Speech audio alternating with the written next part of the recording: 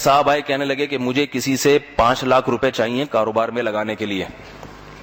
وہ آدمی مجھے سود کے بغیر قرضہ دینے کے لیے تیار نہیں ہے. کہہ رہے 5 لاکھ پہ میں 50,000 لوں گا میں 6 مہینے بعد تم سے. تو ایسے وہ تیار نہیں ہے. سود, وہ کاروبار میں شرکت نہیں چاہتا کیونکہ یہ ڈر ہے نا کہ نقصان ہو جائے.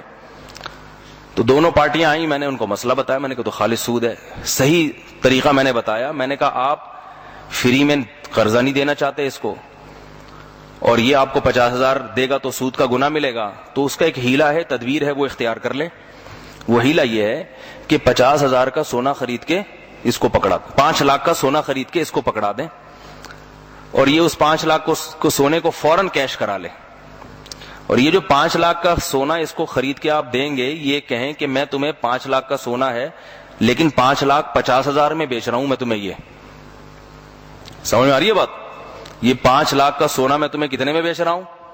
5,50,000 میں, اور پیمنٹ 6 مہینے بعد لوں گا. نہیں آ رہی بات؟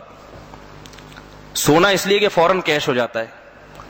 یہ کیا لے کہ یہ 5 لاکھ کا سونا وہ پکڑ کے فوراً مارکیٹ میں جا کے کیش کرا لے. اس کو کتنے مل جائیں گے؟ 5 لاکھ. ممکن ہے 2-4 ہزار کم ہو جائیں, جو کم ہو جائیں وہ بھی اسی کے کھاتے میں ڈال دے, وہاں سے کم کر لے.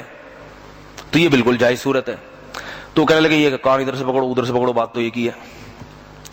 وہ کیا کہنے لگے جواب میں, یہ مولویوں نے عجیب عجیب ہیلے نکالے ہوئے, بات تو وہی ہوئی ہے بھائی.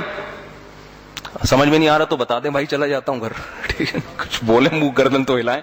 اس نے کہا بات تو وہی ہوئی, 5 لاکھ پہ اب بھی 50,000 کما رہا ہوں, پہلے بھی 50,000 کما رہا تھا, درمیان میں یہ ٹوپی ڈرامے کی کیا ضرورت ہے؟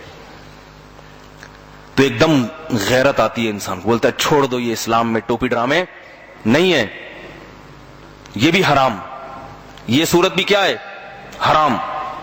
بعض لوگ جذباتی ہوتے ہیں, یہ بینکنگ کے مسائل میں بھی بعض لوگ بہت جذباتی ہوئے ہیں. کچھ تو ہیں یعنی ان کا تو اختلاف رائے ہے, اور کچھ جذباتی ہوئے ہیں. تو یاد رکھو, جو صاحب علم ہوتا ہے نا, جس کا علم مضبوط ہوتا ہے, وہ کبھی جذبات سے مغلوب نہیں ہوتا. کیونکہ قرآن مجید میں اللہ نے صاف فرمایا احل اللہ البیع وحرم الربا. سود کے بارے میں تو اتنی واضح آیت ہے, بعینہ ہی یہی اشکال مشرکین مکہ نے کیا تھا. محمد صلی اللہ علیہ وسلم پر اشکال کیا کہ ہم جب قسطوں کی خرید و فروخت کرتے ہیں تو اس میں ہم کیش پہ چیز سستی رکھتے ہیں اور ادھار پہ مہنگی بیچتے ہیں. تو وہاں بھی تو یہی ہو رہا ہے. تو قرض پہ اگر اس نے دیر سے قرض واپس کرنے پر اضافی نفع لے لیا تو کیا خرابی ہے؟ تو اللہ تعالیٰ نے کیا فرمایا, احل اللہ البیع, یہ جو بے سے مخصوص بے مراد ہے, قسطوں کی بے, کہ اللہ نے اس قسطوں کی بے کو حلال قرار دیا, اور یہ جو تم کر رہے ہو قرض پہ نفع لے رہے ہو, یہ اس کو حرام قرار دیا. یہ فرق ہے دونوں میں. ان کی دلیل کا جواب نہیں دیا.